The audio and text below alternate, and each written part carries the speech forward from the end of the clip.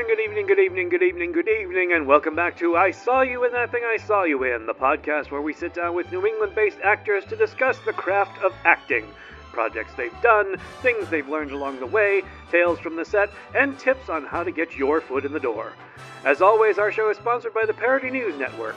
Every week, PNN takes aim at a popular movie or TV show and parodies the shit out of it.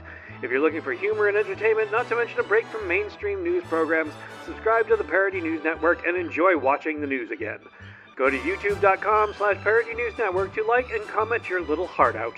PNN, your favorite movies and TV shows, satirized for your protection. And now, without further ado, please welcome the lovely and talented David Shapiro.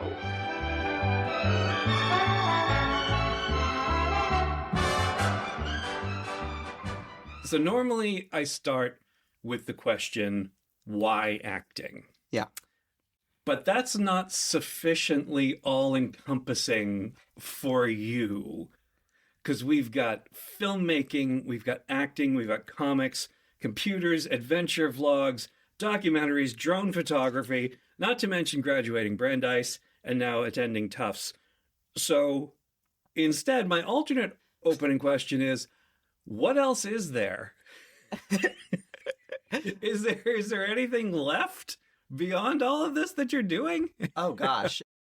I mean, I have so many interests. I don't know. I pogo at a parade every summer. Sure, Yeah, of course. Yeah, why not? Why not? I mean, you covered most of the things. I like teaching, mainly in the computer science realm. Trying to think of anything else that's... You covered most of it. Those are mainly the things. But yes, I know. I have a wide variety. I'm annoyed that I didn't have pogo in there. Hold on. Let me just make a note of that. Pogo in the parade. Yeah, sure. That's always sure. like my fun fact. Right, Yeah. right. Okay. Actually, you know what? I do have it later on. That was another talking point, Okay. so we'll get to that. All right. So then I guess my follow-up question to Yeah. all of that is, how in the world do you have time for all of that? And to, I assume, eat, sleep, bathe, all of those things as well? When there's time. When there's Yeah, time, okay. right. So those are secondary. I Yeah, understand. I mean, sure. honestly, like I feel like the older I get, the harder it is to find time because the more I want to do all these things really well. Mhm. And when I was like, in elementary school, I had a lot of these same interests throughout my life, but like that might have just been like an afternoon I was doing something, the next day I was off to something else. But now I have like big dreams in all these realms, and so that's been a struggle I've had for the last couple of years, is like trying to figure out how to manage that. And I haven't really yet figured it out, but like at times I'm focused on one thing and other times I'm focused on something else, and it always comes back to all these interests. Sure. But for our purposes, Yeah. let's narrow our focus to acting Yes. and sort of, in a secondary sense, filmmaking, because Mhm. that's tied in. Yeah. So how did you get into acting? So I, like, ever since I was very little, I was doing like silly skits and things with my sister, just for like the home videos. And then in elementary school, in like fourth grade, we had the opportunity in the afternoon on some days, we could either do board games, jump rope club, or be in the musical. Jump Rope Club. Yeah. I don't know how you passed on Jump Rope Club, It was but I'm my glad you second did. choice. Yeah. I understand. I understand. But I'd had some experiences acting, like in the first grade musical. I had one line, and so I was like, oh, this is fun. So I decided to go with it, and I auditioned for Charlie and the Chocolate Factory, Ah. and I ended up being Charlie that year, and then I was Mowgli in the Jungle Book the next year. Wow. And So you jumped right into the leads. Yeah. You didn't even waste any time just being a background actor. Right. Boom. And that's the kind of thing I feel like I could only pull off in elementary school, Fair enough. But- Yeah, very true. Very but true. it kind of like I really enjoyed that experience, and so I kind of kept that with me. And then when we moved from North Carolina to Concord, Massachusetts, right before I started high school. Okay. And so I was kind of looking for a way that I could make friends and join this new community. And so I'd had such good experiences with acting in the past that I decided to give it a go. And I did theater throughout high school. That was like a really great community building experience, and I learned so much from that. And then now I've kind of transitioned more to film acting. I like it better that you come, you do that one scene, and then you move on to another scene. You don't do the same thing every day, and I enjoy it more. So that's kind of been my focus since then. That makes sense. Yeah. And with your varied interests, it also tracks Yeah. That you just do the one thing and then you move on to the next thing. Just out of curiosity, did your sister end up in the performing arts? She did more singing. She was in choir. Oh, okay. Yeah, which I cannot do. But yeah. Okay. So you had her in your skits. Yeah. And then you both went off on your own tracks. Yeah, I think that's fair. I mean, we still, we've done skits up and, through a couple of years ago, and we want to do more. It's, just a fun thing to do together, but it's definitely not her main thing anymore. Fair enough. And now, so that's how you got into acting. How did you get into filmmaking? So I feel like those kind of were coinciding because when I was 6 years old, for whatever reason, I was like, I want to make a cooking show. So I called my dad in and I was like, can you film this for me? And basically it was one take. And the whole premise, I was like, your parents can cook, but you can too. And so I showed them how to make a grilled cheese in the microwave and make a milkshake with a blender that wasn't working right. And I had to get a spoon and kind of stir it myself. There were a lot of problems. The door of the freezer closes on my head. All kinds of stuff because I'm a little kid. Sure. But I edited that with my dad and we put it on YouTube. And to this day, it has the most views of any long-form YouTube video I've made. Really? Yeah. Wow. Which is cool, but I also would like to one day pass it. Yeah. Sure. Maybe you should consider revisiting that format. Yeah. Maybe you should go back into the kitchen. Maybe. And do some deliberate slapstick. Yeah. Instead of things just falling on your head, rig them so that they do. And then you can, I don't know, run it in parallel with that old video. That's a good idea. Recreate all that stuff. The funny part is now I don't like cooking much at all. So I don't even know how to make a grilled cheese in the microwave. You just put the cheese in the bread and you microwave it. Does it end up crispy the way it does? No. If you, okay. No, I didn't know what I was doing. But it tasted fine. Forget it. I was 6, you know. So you basically made a melted cheese sandwich in the microwave. Yep, Got it. You got okay. it. All right. Okay. I suppose that does make sense in the sense that it is no longer grilled. It is just heated. Yes. Okay. Yeah. All right. Okay. So when I have guests on, I often talk about the, for lack of a better term, holes that they have in their resume. So some of the actors that I have are just 100% stage actors. Yeah. Some of them are, hybrid. They do film and television and commercials and whatever. You don't have any. You have features, shorts, commercials. You're checking all the boxes here. Do you feel like you have any holes in any of that? I mean, I guess I've hit most of the genres, like you said, like independent, like feature, short film, etc. I mean, I haven't done voiceover. Oh, there you go. Okay. Yeah, so there's a hole. Always Got it. Holes. But I feel like it's more about the types of roles that I'm aspiring more than the format, I guess. Because when you go to set, you don't really know if it's a film or a TV show. It's still just one scene, but having bigger roles, I guess, are the things I'm aspiring for. Okay. More than the type of role. Yeah. That makes sense. Yeah. So you're aspiring for the roles, but of the things that you've done, is there one that you prefer over another? I know that commercial work pays the best. Yeah, that is true. There's no question about that. I really like feature films. I haven't, those are the things I've done the least of. Nothing I've been in yet has come out where I've actually had a speaking role in a feature film. But I really want to see myself on the big screen. That's kind of the goal, I feel like, more than anything. Yeah. Yeah, that makes sense. I can understand that. Talk about studying abroad in New Zealand. Yeah. When I was in a junior year at Brandeis, I studied abroad in New Zealand. It was an incredible experience. Went to a lot of, the Lord of the Rings places you kind of have to. Naturally. Hobbiton, all of that. Did a lot of hiking, which I call tramping. But I also got to do some background work while I was there. Really? Yeah. It was one of the things I wanted to try while I was there was act in something. And so I joined the New Zealand equivalent of Backstage and all the Facebook groups. And the one I got, it was kind of funny because looking back, it was, I think, a nightmare scenario for parents if they didn't know. Because I was picked up by this guy I didn't know. He drove me out to the middle of New Zealand, a huge field. And I lay dead in a hole for most of the day. Like you do. Right. Sure. And without the word acting, that's the absolute horror story. Wow. But it was really fun. And I had a great time. Was it a scary windowless van at the very least? No. He was a cool guy, but... Wow. Yeah. How long were you there? I was there for about 5 months. And besides acting, what imprinted on you the most about your time in New Zealand? I mean, I think it was the first time I had gone like by myself to this whole new country and, just kind of starting fresh there, meeting people, getting involved. I was taking classes there. So I did, I met New Zealanders through that. And so like leaving there feeling like I had this home now and the opposite side of the world was really special. Yeah. Yeah. Do you miss it? Absolutely. I really want to go back. Okay. Yeah. That was my follow-up question. Yeah. If you have any intention of returning. Definitely. I don't know when yet. It's expensive, but I really do want to go back. Well, right now as we speak, millions of Americans are fleeing the United States for obvious reasons. Yep. So, I mean, if you've already got a base set up there. Yeah. If I was to flee, that's where I'd go. Yeah. Good. No question. Good. You have the plan set. Good. Yeah.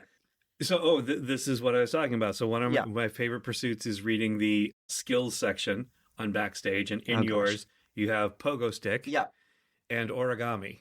Yeah. How did you come to those skills? Okay. Origami I had a really good friend in second grade, and he loved origami, and so I would learn from him, and I got really into it. And it's been something that I've kind of ebbed and flowed in my interest in it. I've done some more complicated ones like Swiss Army knife that can unfold. So like legit origami. Yeah, that was... Not just swans and shit like that. No. Yeah, I can do pretty advanced ones. Wow, okay. Yeah. And then how did you jump on the pogo stick? And then please tell me about how it connects to the parade. Yeah, good question.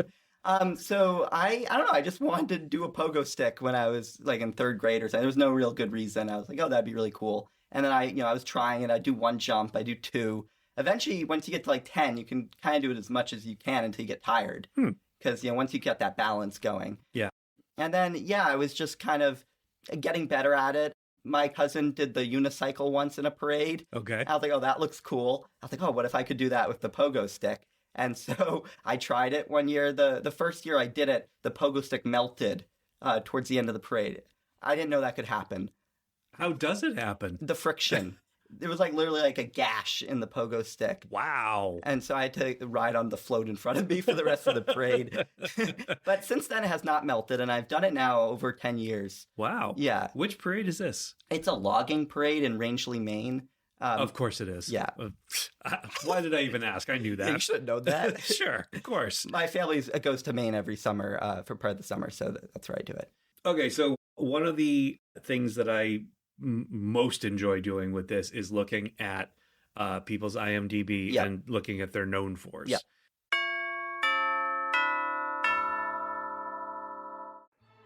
Once again, I Saw You in That Thing I Saw You In is sponsored by the Parody News Network. Every week, PNN takes aim at a popular movie or TV show and parodies the shit out of it.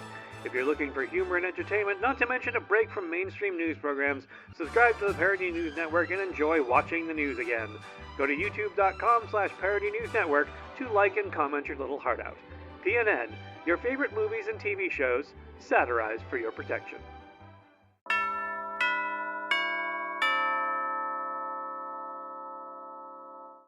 Did you choose your known fors, or did IMDb choose them for you? I don't remember. Okay. To be honest. Yeah. Okay.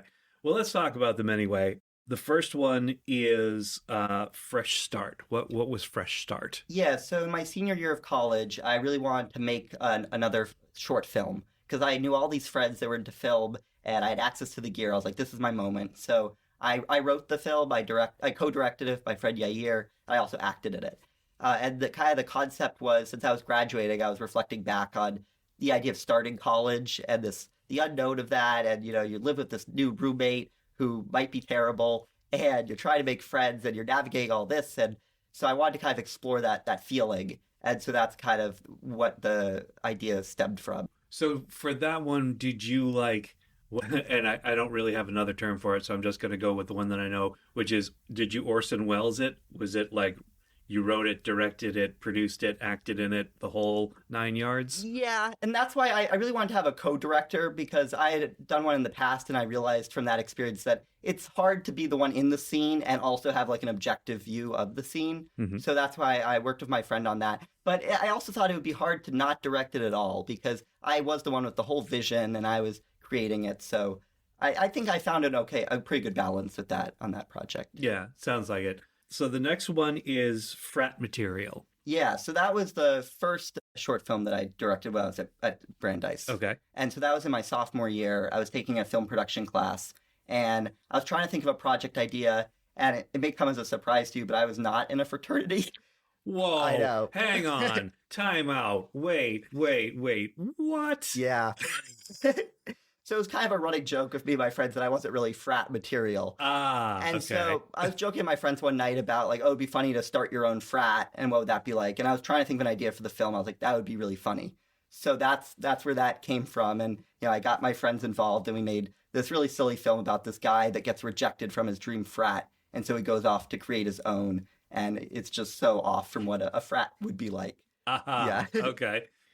And then the third thing that's listed is something called the Parody News Network. What is that? It's this really cool show. I think you'd actually like it. Yeah? Yeah. So it's this guy who does these parodies where he satirizes famous movies every week. Oh, brilliant. Yeah, it's really clever. Okay. Okay. Yeah, I highly recommend it. Interesting. So I played David in War Games. Okay. Which is kind of fitting because my name is David. Oh, yeah. There you go. That makes sense. That was a great experience. Yeah. Huh.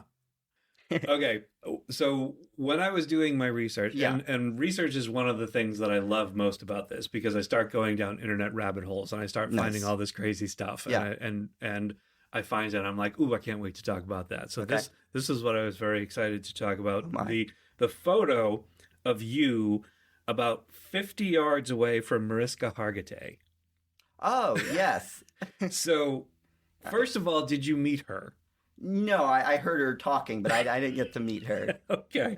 And second, how did that opportunity come to you? Yeah. So that was SVU. Yes, this Okay. is SVU. So last year, I kind of wanted to take a year after college to pursue acting and other exciting opportunities that I didn't think I could do if I had a full-time job at the same time. So one of the things was I joined Central Casting in New York.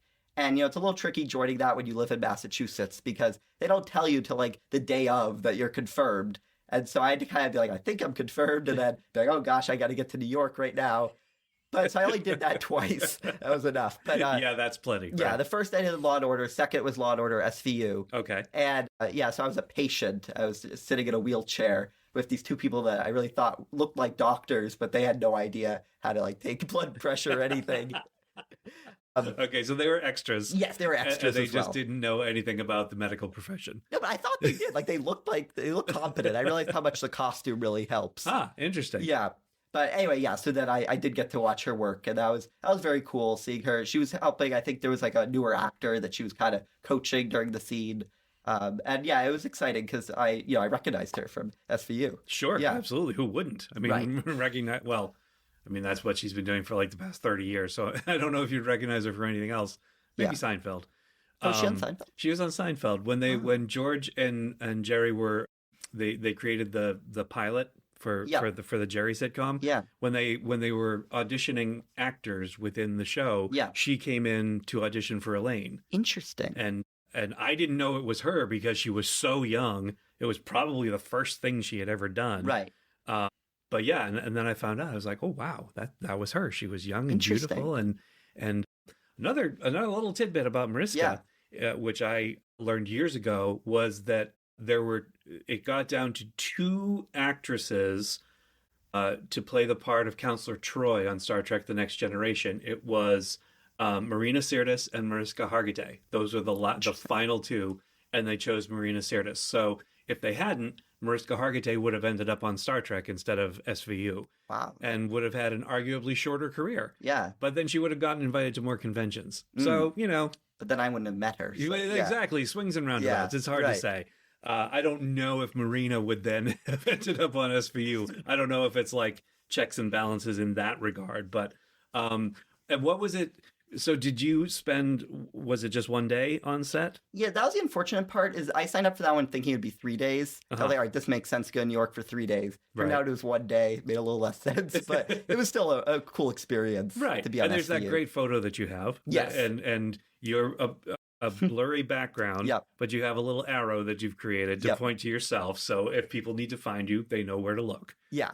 And that was in the promo, like the 15-second promo Oh, that they wow. had. So Okay. that was exciting to be like, finally, I made it into the 15 seconds. The whole world has seen me now. Yeah. the little blur way in the background Yeah. with the other people. Well, that's exciting. That's I mean, not everybody gets to say that they're on Law and Order. Not everybody gets that close to Mariska Hargitay. So I know. No, so I'm really. That was a great experience. that's pretty Yeah. cool. That's definitely cool. I'm sorry you only had a day with her, but it was Yeah. probably a nice long day, I Yep. would guess. Okay, Yep. so there you Always go. is. There you Yeah. go. Yeah, it always is. You're right. So with regard to your acting journey, Yeah. what's been your favorite moment so far?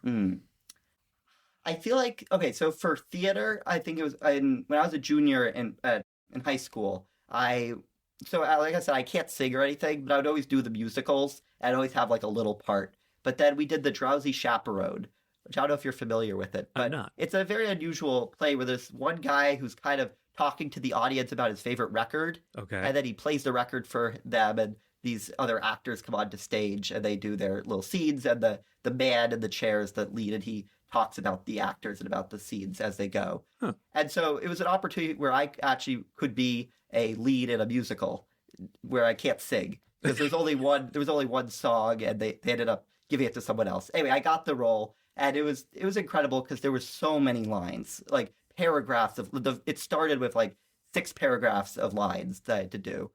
And Good Lord. yeah, so it was like such a hugely influential acting experience for me because, like, looking back, I don't know how I managed that along with classes and everything because it was just so many lines. Yeah.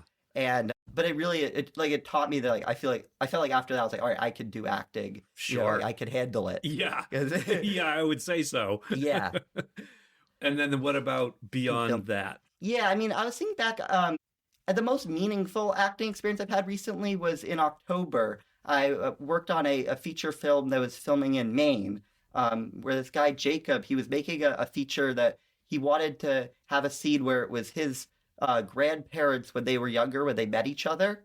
And he thought that I would fit really well with what his grandfather was like at that age. And so that was the first time I had played someone else. And to play someone's grandfather who they love, it was just like, it was so, like, I really wanted to do that justice, and it was so impactful. So that one I think is my most special one I've done. Nice. Yeah.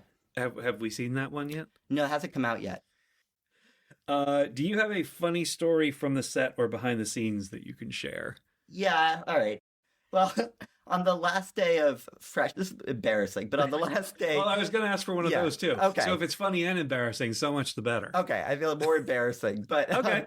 The last day of Fresh Start, we were doing a classroom scene, and I wanted to have a lot of background actors, look like it was actually a classroom. So I got a lot of people in there, and we're doing the scenes, and since there were so many people, I thought it'd be nice to get some Dunkin' for them. Oh. So I bought some donuts, Okay. put them down, we do the scenes, I thank everyone for coming, I open the donut, someone takes one, and I look down, and there's like hundreds of ants crawling on the donuts.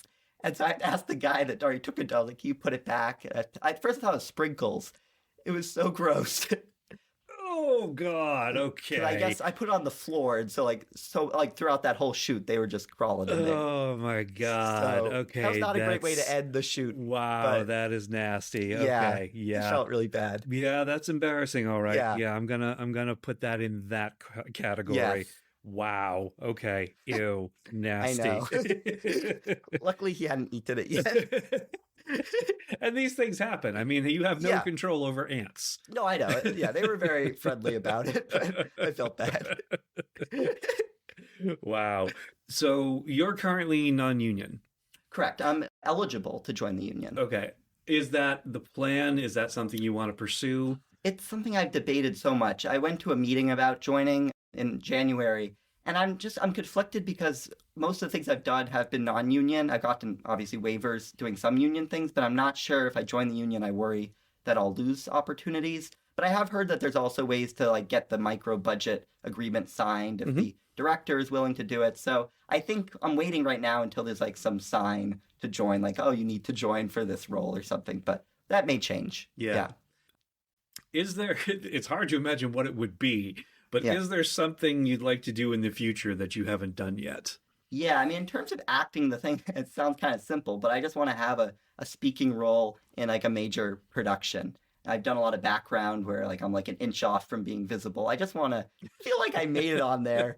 And I just think, yeah, that's kind of what I'm aspiring to, or to have a bigger role in an independent film something like that, where I can really experience like acting for many days on a film. Mm-hmm. Yeah. Yeah, that's certainly fair. And I've heard a lot of different answers.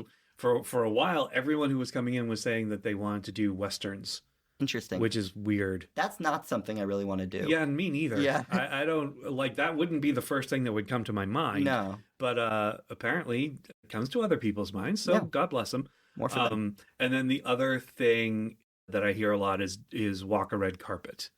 People are looking for it. That's not really something I'm that excited about either. I mean, I'd be down to do it, but that's not what's motivating me. You're currently based here in Massachusetts. Yep. Do New York City or LA beckon? When I was younger, LA beckoned a lot because I didn't realize that there were productions shooting here. And then when I found out, I was like, that's really cool that they're actually expanding the industry here. And so I'm one of those people, like, I would love it if it kept expanding and I would never have to move for film work. But for now, I'm kind of looking on Actors Access and things for opportunities anywhere just to see what's available, because I do have some flexibility at the moment where if there was something, I could potentially go to it. Okay. So at the moment, I'm not thinking of relocating. I'm just kind of exploring what's out there. Okay. But basing here. Okay. Yeah. So you would go to LA or New York for projects, but not uproot. Yeah, definitely New York. I would definitely not relocate there. Yeah, me because neither. I it's like a train ride away. It's not far. Yeah, exactly. And I hate New York. Me too. I mean, it's a great place, but I couldn't live there. No, But... I could not live there. Yeah. No. If you could give just one piece of advice to aspiring actors who are just starting their careers, what would it be? I think you have to learn to love and trust the process of acting, because, you know, if you're coming to do background work and the only thing you want out of it is to see yourself on the screen, you're going to be disappointed. You have to learn to love the audition process, meeting the people on the set, eating the snacks, like just having the whole experience, and that should be enough, because otherwise you just won't feel fulfilled by doing it. And the other thing I found is, like, I keep a spreadsheet now of all my auditions. So, like, even if I get it or I don't, there's a new line on the spreadsheet. I see my progress. So I kind of I've made the process into something. And yeah, I think that really helps because it keeps you going. And also the other thing is to remember that, something I try to remember is that for every role, they're looking for someone that's going to be the best in that role. And so you may not be the one, and that's okay, because there'll be a role in the future where you are the one that fits it. So it's like, they're not really judging you like, oh, are you better than this person? It's just like, who matches the role best? So you just have to kind of trust that they're looking at that. They're not hating you. That's why they haven't picked you, and that's okay. Right. Yeah. Right. That makes perfect sense. Yeah. And then finally, what's next for you? Well, I'm going to be in a web series in June. Oh, exciting. What's that all about? So it's about a teacher and like her different relationships with the stuff about her students and about her brother and her husband. So I'm playing her brother. And so I'll be doing that. And I think it's posted on YouTube weekly. And then very exciting. Yeah. Okay. And then I'm in talks with someone about a lead in an independent film. But so I'm excited for that. I'm meeting with him brass next week. ring. Right. The lead. Yeah. Nice. And when is that happening? I'm not sure yet. We're going to be meeting up next week. It's kind of a mockumentary style film. So okay. I'm intrigued by it, but I haven't met him yet. So we'll see how that goes. Yeah. Fun. Yeah. And before we wrap up, do you anything you want to plug? Any place you want to send the people? Oh, if they've made it this far? Yeah, sure. You can check out my website, www.davidshapiro.com. You can see some of the work I've done. And there are a lot of tabs. There are. On that website, so set aside some time. A lot to click through. If you're going to go through, because there is a lot to look at. There absolutely is. Well, David, this zipped right by. I know. I'm always amazed by how quickly these come to an end. But thank you so much for coming today. I really appreciate you taking the time. And we'll see you again on I Saw You in That Thing I Saw You In.